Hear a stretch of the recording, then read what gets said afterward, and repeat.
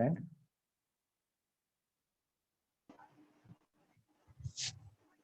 Map and GIS जो title है, इससे आपको पता लग रहा है मैप कौन बनाता है। कार्टोग्राफर बनाता है। इसकी सहायता से बनाता है, कार्टोग्राफी की सहायता से बनाता है। कार्टोग्राफी क्या है? Cartography is the science and art of map making and charts. ठीक है, कि मानचित्र और जो आपके चार्ट्स हैं उसके बनाने की कला और विज्ञान है कार्टोग्राफी। तो इसका मतलब आपको उसमें जो कार्टोग्राफी के जो डिफरेंट जो एस्पेक्ट्स हैं उसको आपको मानचित्र बनाते वक्त सारी चीजों का आपको ध्यान रखना है। जो डिटेल में आप काफी यूजी में पीजी में इन चीजों के ऊपर पढ़ के आए हो, कार्टोग्राफी को भी आप डिटेल से अंडरस्टैंड कीजिए, पीछे की किताबें उठा के। इसी तरह से जो आप मैप बनाते आए हैं कार्टोग्राफी की सहायता से, वो क्या है? आपका ट्रेडिशनल मेथड है इस चीज का। जो स्पेशियल डाटा है आपका, स्पेशियल डाटा चाहे आपने पॉइंट, लाइन और पॉलीगॉन फॉर्म में आपने दर्शाया है, उसको स्टोर करने का, उनका विश्लेषण करने का और उनको प्रेजेंट करने का, चाहे आपने प्रेजेंट प्रिंटेड फॉर्म में किया है पहले। और स्टोर का मतलब आप स्टोर करके रखते हो, क्योंकि आपके डिपार्टमेंट में topographical maps, different wall maps अभी भी आपके एटलस आपके घर में भी मिलेंगे। आपके जो डिपार्टमेंट की जो लाइब्रेरी है उसमें भी आपको ये सारी चीजें मिलेगी। इसका मतलब वो स्टोर है। वो एक ट्रेडिशनल तरीका था, लेकिन जीआईएस क्या है? एक मॉडर्न टेक्निक्स आई है, और उस मॉडर्न टेक्निक में मैप का जो राइट जितना पहला था, जितनी इम्पोर्टेंस पहले थी, उतनी ही इम्पोर्टेंस आज भी है। मैप की इम्पोर्टेंस कम नहीं हुई, बल्कि कम होने के बजाय इसकी मैप की जो इम्पोर्टेंस है वो बढ़ी है जीआईएस टूल एंड टेक्निक आने से। क्योंकि वो जो डाटा जो स्टोर करने का जो तरीका था, जो एनालाइज करना था, जो प्रेजेंट करना था, ये तीनों जो स्पेशल डाटा की एट्रीब्यूट्स को जो हाईलाइट करता है, उसको जीआईएस में और अच्छे ढंग से हम स्टोर कर पाते हैं, उसको एनालाइज कर पाते हैं और उसमें एडिटिंग कर पाते हैं। ट्रेडिशनल मैप में एडिटिंग आप नहीं कर पाते थे, इसमें आप एडिटिंग भी कर पाते हैं। ट्रेडिशनल में आप क्या करते थे? नए सिरे से आपको मैप बनाना पड़ता था कंप्लीट, लेकिन इसमें आप एडिट कर सकते हो और एडिट करके उस पुराने मैप से नया मैप बना सकते हो। जो ओल्ड मैप है वो भी आपका सेव रहेगा, और जो नए मैप का जो क्रिएशन हुआ है वो भी आपका डिस्प्ले होगा। तो इसलिए जो मैप है वो जीआईएस में एक इनपुट का भी काम कर रहा है और आउटपुट का भी कर रहा है। इनपुट का मतलब जो पुराने जितने भी आपके जो ओल्ड मैप है उसको हम स्कैन करके रास्टर डाटा में कन्वर्ट कर रहे हैं, और फिर उसी के ऊपर जीआईएस में हम उसमें नए सिरे से वेक्टर डाटा जनरेट कर रहे हैं, चाहे वो वेक्टर डाटा डायरेक्ट कन्वर्जन हो या आपका डिजिटाइजिंग से हो। तो इस डिस्कशन से निकल के आता है कि जीआईएस ने मैप की इम्पोर्टेंस जो है उसको कम करने की बजाय बल्कि और ज्यादा उसकी इम्पोर्टेंस बढ़ा दी, और आपकी सोसाइटी में इसकी जो मैप की जो वैल्यू है वो और ज्यादा बढ़ी। तो मैप है क्या? मैप आपके पृथ्वी के धरातल को या उसके किसी एक भाग को, जो आपका वास्तविकता में रियल वर्ल्ड में वो 3D है, उसको प्लेन सरफेस के ऊपर रिप्रेजेंट करने की एक कला है। और वो जो प्लेन सरफेस के ऊपर रिप्रेजेंट करता है तो वो साथ में कन्वेंशनल साइन का यूज करता है, जो रूढ़िगत चिन्ह है उनका प्रयोग करता है। सिंबल एंड साइन की बात हम कर सकते हैं। एक स्केल का प्रयोग करता है, क्योंकि हर मैप किसी न किसी निश्चित स्केल के ऊपर बनाए गए होते हैं। और एक विशेष प्रोजेक्शन का प्रयोग करता है। जो नंबर ऑफ टाइप्स प्रोजेक्शन है, प्रोजेक्शन किसे कहते हैं, ये भी हमने डिटेल से डिस्कस किया है। और वो जो प्रोजेक्शन यूज कर रहा है उससे पहले वो कौन सा कोऑर्डिनेट सिस्टम यूज कर रहा है, इसकी भी इंपॉर्टेंस है। जीआईएस में कोऑर्डिनेट सिस्टम की और ज्यादा इंपॉर्टेंस बढ़ गई। तो इससे क्या हो रहा है, क्यों कर रहे हैं हम ये जो मैप बना रहे हैं, हम रूढ़िगत चिन्हों का प्रयोग करते हुए, उचित स्केल को लेते हुए और आपका जो प्रॉपर प्रोजेक्शन को लेते हुए एक मानचित्र का निर्माण करते हैं। और उस मानचित्र का निर्माण इसलिए करते हैं कि जो आपके पृथ्वी का जो वास्तविक धरातल है, उस वास्तविक धरातल के ऊपर 2 बिंदु या 1 बिंदु या 2 या 2 से ज्यादा बिंदु, उनकी जो लोकेशन है, उनकी जो स्थिति है ज्योग्राफिकल कोऑर्डिनेट के रूप में, लैटिट्यूड लॉन्गिट्यूड के रूप में, वो स्थिति ठीक ढंग से हम रिप्रेजेंट कर पाए प्लेन सरफेस के ऊपर। 2 पॉइंट के बीच में जो दूरी है, उस दूरी को भी हम जितनी वास्तविकता में है उतनी दूरी हम एक स्केल के माध्यम से उसी रेशियो में रख पाए मानचित्र के ऊपर। या एक आपका कोई पॉलीगॉन है या कोई एरिया है, तो उसका एरिया का जो शेप है और जो साइज है, वो भी हम वैसे का वैसा बनाए रखें। तो इस तरह की जो पूरी प्रक्रिया है, वो पूरी प्रक्रिया आपकी कार्टोग्राफी में कंप्लीट होती है। तो इसलिए आपको कार्टोग्राफी की अंडरस्टैंडिंग, आपको मैप की अंडरस्टैंडिंग, स्केल की अंडरस्टैंडिंग इस क्लास में आपको एक ब्रॉड व्यू के साथ करवाई गई है। कुछ पॉइंट को हम ज़्यादा डिटेल में भी गए हैं, लेकिन आपको ये खुद पढ़ना पड़ेगा इसके ऊपर, तभी आप जाके इसको अच्छे ढंग से समझ पाओगे। मैप हमें मुख्य रूप से 3 प्रकार की इंफॉर्मेशन हमें देता है ज्योग्राफिक फीचर के बारे में, क्योंकि हमें ज्योग्राफिक एंगल से अर्थ को अंडरस्टैंड करना होता है। और अर्थ को अंडरस्टैंड करने के लिए सबसे पहले मैप में हम 3D को 2D सरफेस में हम परिवर्तन करते हैं या रिप्रेजेंट करते हैं उसको। क्या करते हैं, हम लोकेशन दर्शाते हैं उसको। सबसे पहले लोकेशन आप किसमें दर्शाते हो, आप पॉइंट में, लाइन में और पॉलीगॉन में। चाहे ट्रेडिशनल मैप है उसमें भी आपने ऐसी ही दर्शाई है, और आपका जो जीआईएस में जो मैप है उसमें भी हम पॉइंट, लाइन और पॉलीगॉन का यूज करते हैं। इसके साथ साथ इसका जो एक्सटेंट क्या है, आपकी जैसे लीनियर फीचर है, एक पॉइंट से 2 पॉइंट के बीच में कितना डिस्टेंस है। अगर आपका कोई पॉलीगॉन फीचर है तो उस पॉलीगॉन का टोटल एरिया कितना है, यानी आपने डिस्ट्रिक्ट बाउंड्री बना ली तो डिस्ट्रिक्ट एरिया कितना है, और वास्तविकता में डिस्ट्रिक्ट एरिया कितना है, उसके साथ हम कंपैरिजन करते हैं। तो जो मैप हमें जो कार्टोग्राफर डेवलप करता है, वो दूसरों के लिए डेवलप करता है। किसके लिए, कि उसको इंफॉर्मेशन मिल सके ज़्यादा से ज़्यादा। और उस ट्रेडिशनल मैप में एक बार जो हम उसका जो ऑब्जेक्टिव सेट कर देते थे, उसका थीम सेट कर देते थे, उसमें बाद में फिर चेंज नहीं कर सकते, उसी के अकॉर्डिंग ही हमें सारी प्लानिंग करनी पड़ती थी। अब हमें लगता है कि ये कुछ चेंज हमें करना है, तो हम एडिटिंग का ऑप्शन हमारे पास अवेलेबल रहता है, और हम उसको एडिटिंग करके उसके नए नए थीम हम डेवलप कर सकते हैं। सेकंड क्या करता है कि जो मैप्स है वो कन्वे क्या कर रहा है, जो फीचर्स है आपकी लोकेशन फीचर्स, जिसमें आपका पॉइंट, लाइन, एरिया है, उसकी एट्रीब्यूट्स के बारे में हमें बताता है। क्या पता लगता है कि जैसे आपका कोई पॉइंट है, पॉइंट से हमें ये पता लग सकता है कि हमने लगा ये पॉइंट ट्री की लोकेशन हो सकती है। और अगर आपका हरियाणा का मैप है तो उसमें सिटी की लोकेशन भी हो सकती है। आपका डिस्ट्रिक्ट का मैप है तो आपकी विलेज की लोकेशन भी हो सकती है।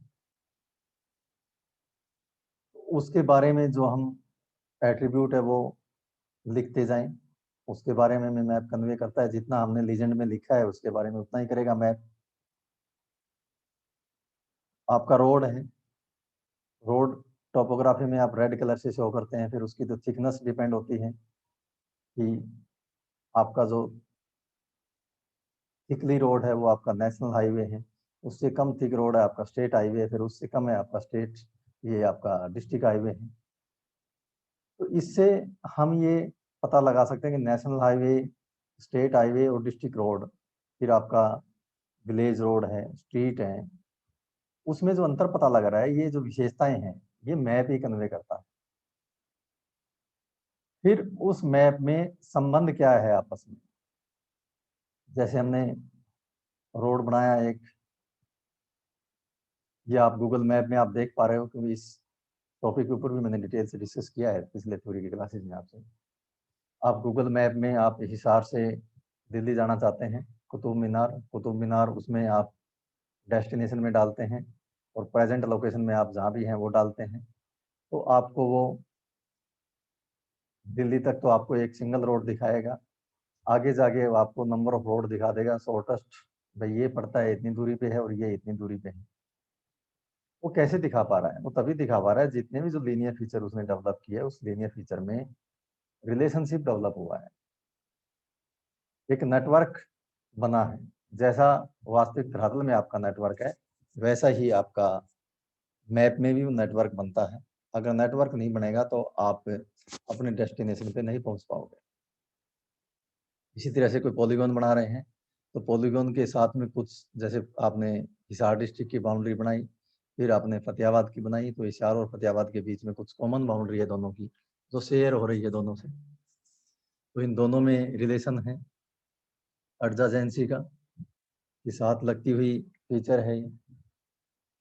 या जैसे आप भारत का मैप बनाते हैं तो उसके साथ हमारे जो द्वीप हैं वो भी हम साथ में, जितने भी आप ट्रेडिशनल मैप देख रहे हैं उसमें साथ दिख रहे हैं, क्योंकि उनका संबंध है हमारा, क्योंकि वो भारत की भूमि है।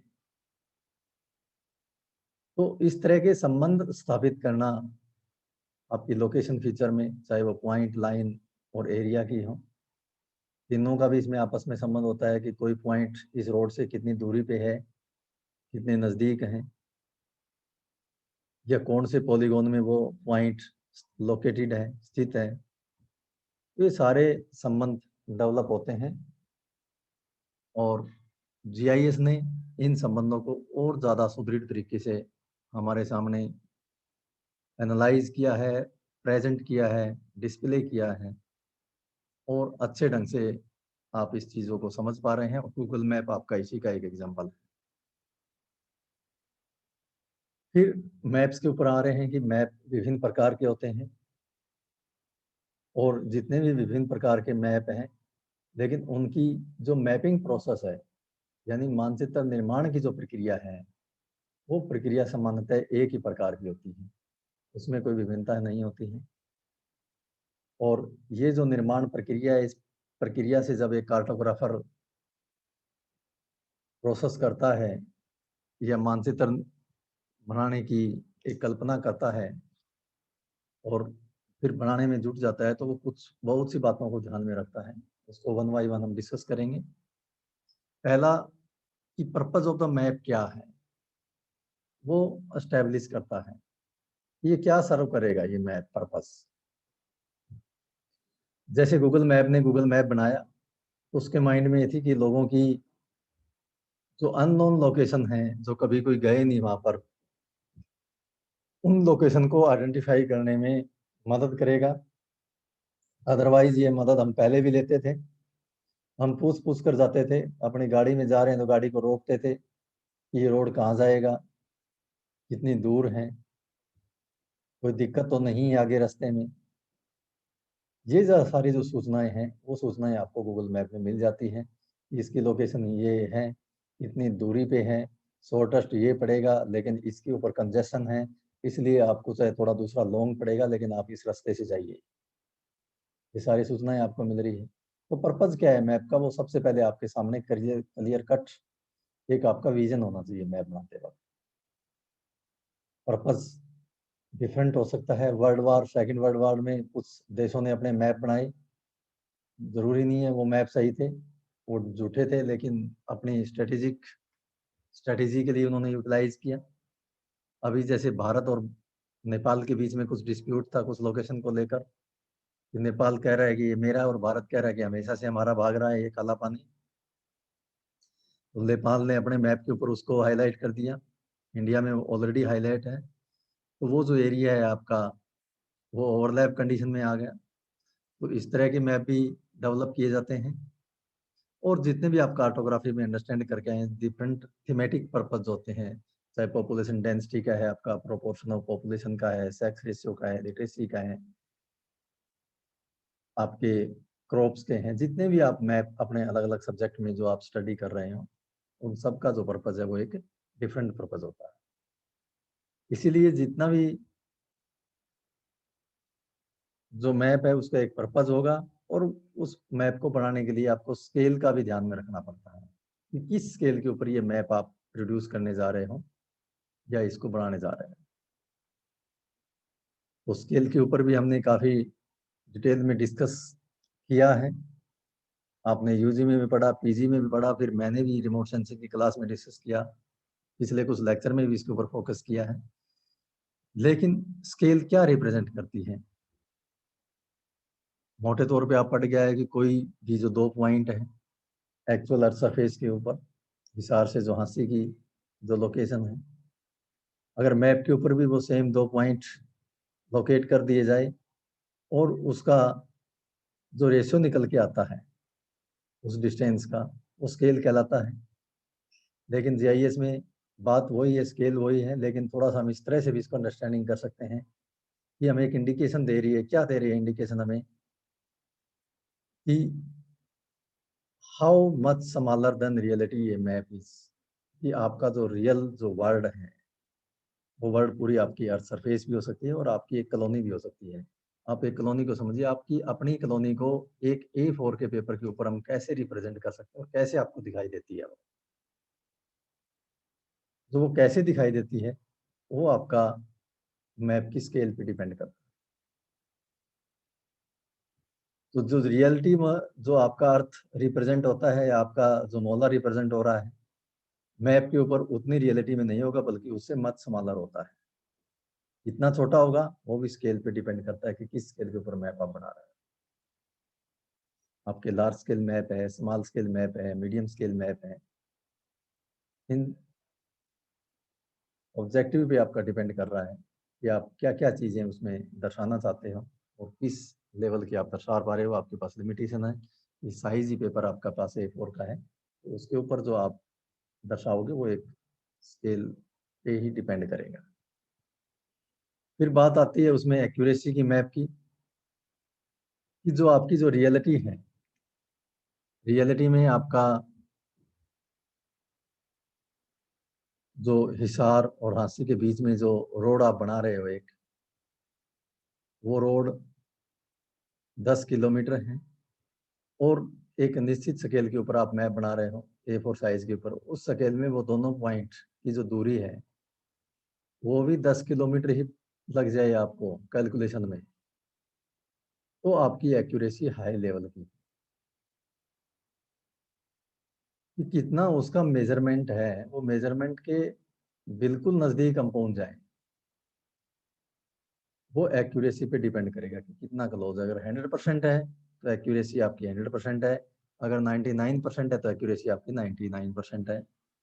ये भी डिपेंड करता है कि आपको कितनी एक्यूरेसी के साथ मैप चाहिए। कई बार आपको ज़रूरी नहीं, आपको 80% एक्यूरेसी से ही आपका मैप बहुत का जो पर्पज़ है उसका वो सोल्व कर देता है। तो उस केस में हम ये नहीं कहते कि भई इसमें एक्यूरेसी कम थी, ये इसका यूटिलिटी नहीं है। वो पर्पज़ पे डिपेंड करेगा कि आपका पर्पज़ क्या है। उसके अनुसार ही आप एक्यूरेसी भी डिफाइन करते हो कि कितनी एक्यूरेसी आपको चाहिए। और ये एक्यूरेसी आपको पता लगता है स्टैंडर्ड डेविएशन ऑफ एरर से। स्टैंडर्ड डेविएशन आप पढ़ के आए हो स्टैट के पेपर में, कितना रियलिटी से डेविएट कर रही है वैल्यू। जितनी ज़्यादा डेविएट करेगी वैल्यू, उतनी ही आपकी इनएक्यूरेसी बढ़ेगी। तो ये जो एक्यूरेसी है ये भी स्केल के ऊपर ही डिपेंड करती है। स्केल और एक्यूरेसी में सीधा सा संबंध है। लार्ज स्केल पे मैप होगा तो आपकी एक्यूरेसी उतनी ज़्यादा आएगी, और स्मॉल स्केल के ऊपर मैप होगा तो आपकी एक्यूरेसी है वो कम आएगी। फिर एक टर्म है रेजोल्यूशन। रिमोट सेंसिंग में हम पढ़ के आए हैं कि रेजोल्यूशन, स्पेशल रेजोल्यूशन आपका डिपेंड कर रहा था पिक्सल साइज पे। रेडियोमेट्रिक रेजोल्यूशन आपका डिपेंड कर रहा था टोनल वेरिएशन पे। स्पेक्ट्रल रेजोल्यूशन आपका डिपेंड कर रहा था स्पेक्ट्रल बैंड पे। टेम्पोरल रेजोल्यूशन आपका डिपेंड कर रहा था कि कितना साल पुराने हैं ये डाटा, अलग अलग आपके पास अवेलेबल हैं। लेकिन आपका जो मैप जो है वो कितना एक्यूरेट होगा, मैप के ऊपर जो फीचर जो आप पॉइंट, लाइन, पॉलीगॉन से जो कैप्चर कर रहे हैं वो कितनी एक्यूरेट है एक निश्चित स्केल के ऊपर, वो डिपेंड करता है आपकी रेजोल्यूशन के ऊपर। वो स्केल पे डिपेंड नहीं करेगा, साथ के साथ आपके रेजोल्यूशन पे भी डिपेंड करता है कि आपने 1:50,000 की टोपोग्राफिकल जो शीट है उस शीट को आपने स्कैन कर लिया। स्कैन करते वक्त भी इसमें एरर आ सकती है। जब आपने जिस स्कैनर से स्कैन किया उसकी स्पैनिंग कैपेसिटी क्या है, वो स्कैनर डॉट पर इंच में रेजोल्यूशन बताता है। जितना डॉट पर इंच ज़्यादा होंगे उतना ही ज़्यादा रेजोल्यूशन होगा, जितना ज़्यादा रेजोल्यूशन होगा उतनी ही ज़्यादा आपकी जो इमेज जो स्कैन हो रही है वो बढ़िया तरीके से होगी, उसमें जो फीचर है वो अच्छे ढंग से हाईलाइट होगी। अगर आपको जीआईएस की स्क्रीन के ऊपर अच्छे ढंग से वो दिख रही है तो आप जब डिजिटाइज करते हैं उस रोड को तो उसको उतना ही अच्छे ढंग से कर पाएंगे। लेकिन उस वक्त आपको ये देखना है कि आपका जो टोपोग्राफिकल मैप 1:50,000 की स्केल के ऊपर है, और जब आप जीआईएस सॉफ्टवेयर में उसको ओपन करते हैं और डिजिटाइज शुरू करना करते हैं तो नीचे स्केल दिखती है उसमें।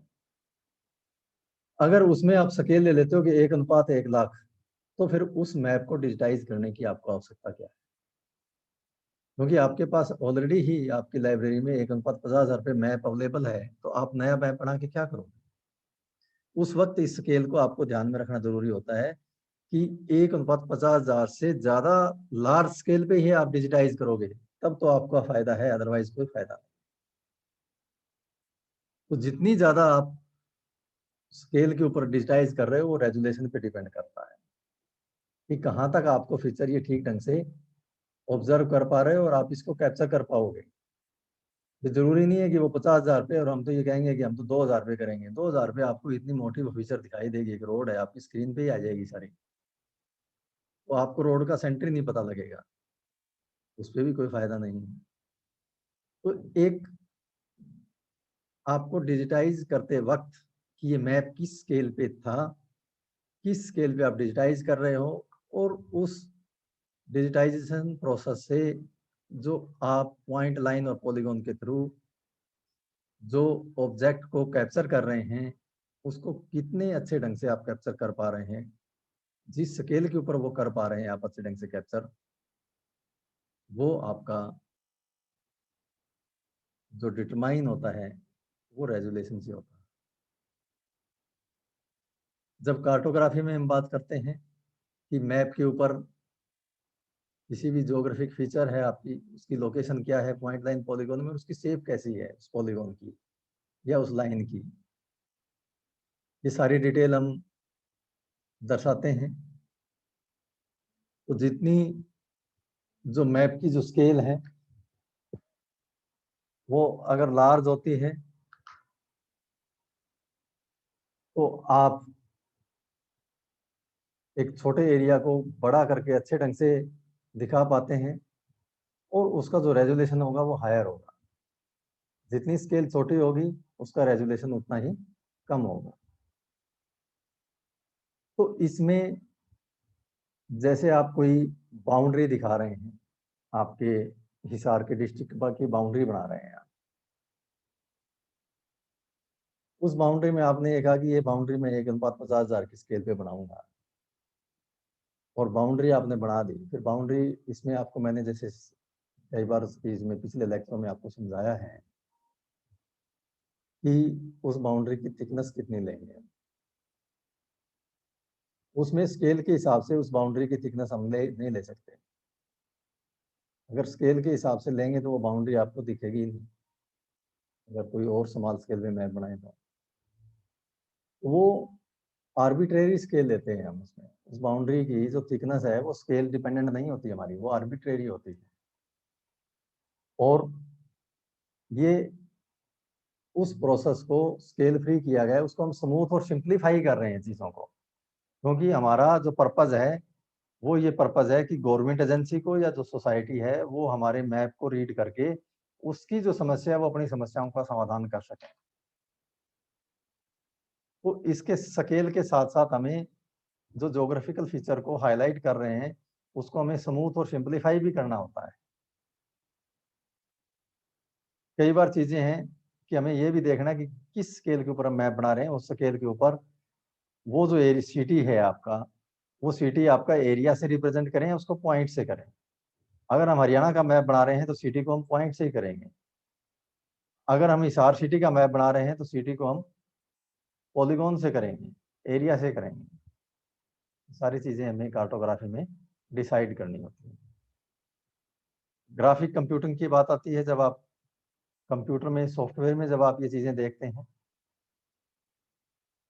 तो उसमें आपका रास्टर इमेज में आपने देखा कि पिक्सल होते हैं या सेल होते हैं। वो पिक्सल और सेल का जो डायमेंशन है वो रिप्रेजेंट करता है कि रेजोल्यूशन क्या है आपका।